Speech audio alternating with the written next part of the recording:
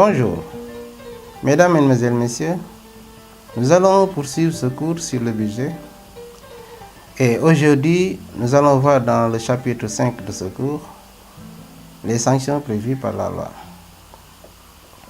Tout d'abord, pour définir le concept de sanction, en ce qui nous concerne et de manière très simple, nous pouvons dire que la sanction, c'est la conséquence d'une mesure prise par une autorité à la suite d'un contrôle exercé sur la gestion de la collectivité. Nous avions dit que les sanctions pouvaient être positives ou négatives. Il faut ajouter qu'elles peuvent concerner l'ordonnateur, qu'elles peuvent concerner le comptable public, mais aussi le conseil. Et nous allons voir dans un premier temps les sanctions à l'égard de l'ordonnateur, dans un deuxième temps les sanctions à l'égard du comptable public et enfin les sanctions à l'égard du conseil. Les sanctions à l'égard de l'ordonnateur. Les sanctions à l'égard de l'ordonnateur peuvent être des sanctions administratives, elles peuvent être pécuniaires, elles peuvent être pénales. Les sanctions administratives.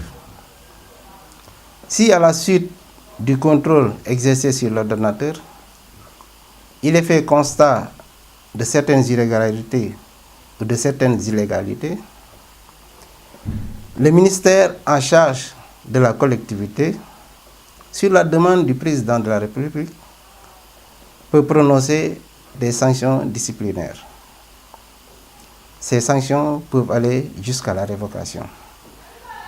Et c'est la loi qui cite les faits punissables qui peuvent conduire à la révocation. Parmi ces faits, nous pouvons citer l'utilisation des fonds de la collectivité à des fins personnelles, le faux, usage de faux en écriture publique authentique, la concussion, mais également la spéculation sur les affectations et sur l'usage des terrains publics. Les sanctions pécuniaires. Les sanctions pécuniaires se traduisent sous forme d'amende et là également, c'est la loi qui fixe la somme minimale ainsi que les faits impliqués. Les sanctions pénales. Si à la suite d'un contrôle exercé sur l'ordonnateur, il a été également constaté des délits, le ministère de la Justice, saisi par le ministère en charge de la collectivité locale, peut initier des actions pénales. C'est le cas lorsqu'il s'agit d'un détournement de deniers publics. C'est le cas lorsqu'il s'agit de faux, usage de faux en écriture publique authentique. Et c'est le cas également lorsqu'il s'agit de concussion ou de spéculation sur l'utilisation ou la distribution des terrains publics.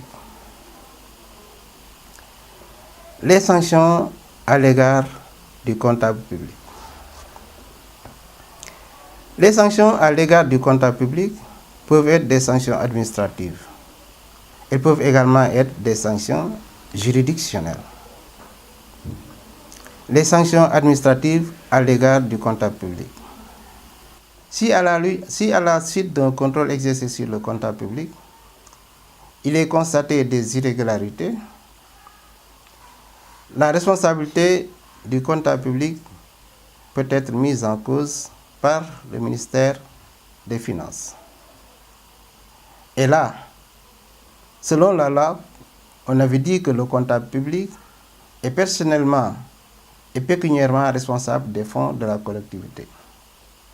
Alors, à la suite de la mise en cause de la responsabilité du comptable public par le ministère en charge des Finances, le comptable public est tenu de rembourser dans les caisses de la collectivité les sommes qu'il a négligé de recouvrer, mais également les sommes qu'il a indûment payées.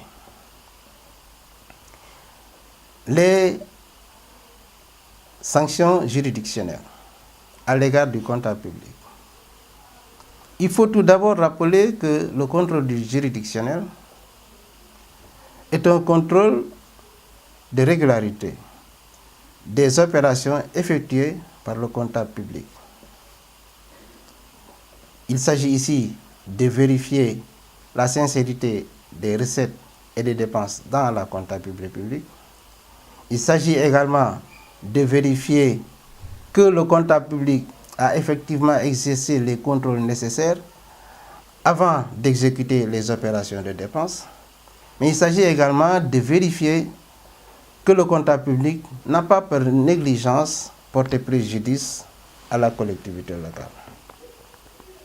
À la suite de tous ces contrôles, et après un rapport contradictoire, le juge prononce un arrêt. Cet arrêt peut être un arrêt de décharge, il peut être un arrêt de débête. L'arrêt de décharge confirme la bonne gestion du comptable public et selon cet arrêt, le comptable public n'a commis aucune faute et la responsabilité du comptable public est définitivement dégagée par rapport à une infraction sur la gestion concernée. L'arrêt de débête. L'arrêt de débête, par contre, confirme la mauvaise gestion du comptable public. Et cet arrêt condamne le comptable public à reverser dans les caisses de la collectivité l'ensemble des sommes qu'il aurait dû recouvrer et qu'il n'a pas recouvrées, mais également l'ensemble des sommes qu'il a dû payer de manière indue. Les sanctions à l'égard du Conseil. Les sanctions à l'égard du Conseil sont des sanctions politiques et sont le fait des populations. En fin de mandat, les populations peuvent réélire les mêmes représentants au Conseil pour confirmer la bonne gestion de la représentation.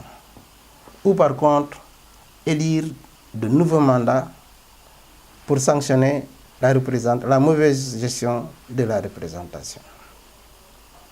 Voilà ce que nous pouvions dire, Mesdames, Mesdemoiselles, Messieurs, sur les sanctions prévues par la loi. Ce chapitre sur les sanctions qui met fin à ce cours sur le budget. Mais en attendant de nous retrouver sur d'autres tutoriels, nous attendons vos suggestions, vos contributions pour améliorer cette plateforme qui est la vôtre. Je vous remercie de votre attention.